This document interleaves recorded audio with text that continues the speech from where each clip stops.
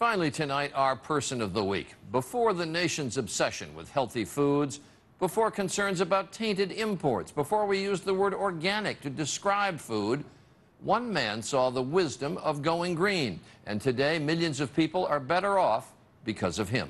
My mouth waters just walking in here. Zucchinis, green, yellow, summer squash, cherries, raspberries, wonderful greens. Spinach, rhubarb is in, new potatoes are in, honey. Radishes, lemon, basil, spring onions, fresh baked bread, snap peas, organic wine, just laid eggs, wheels of cheese. It's hard to go home without lifting 2 heavy bags. Barry Benepe shopping at one of the 44 farmers markets to be found in New York City. Markets that might not be here were it not for him. I'm going to just take this bunch of mint. As a planner, I was aware that we were losing farmland, and as a consumer in New York City, I was also aware that the quality of our produce in the stores was notoriously bad. New York City had farmers markets throughout its history, but with the growth of the supermarket, they died out in the 1930s. If the farmer doesn't make money, he won't farm. So we had to make the farmer make money. That was our primary goal. Next, please. So in 1976, Barry, an architect and planner, started a market on the city's east side. It succeeded and begat other markets.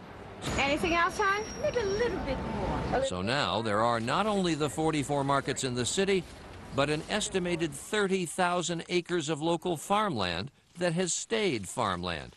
And in pricey New York suburbs, some of those acres can be worth $1 million each. Spring market 30 years ago saved our farm from being sold to developers. And in the meantime, the public was going to benefit in 2 ways. One is they were going to have good food at reasonable prices, cutting out the middleman. 420.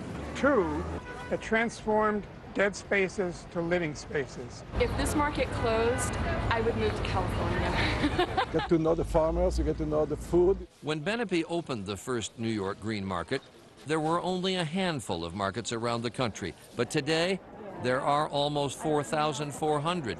And last year, green markets had $1 billion in sales.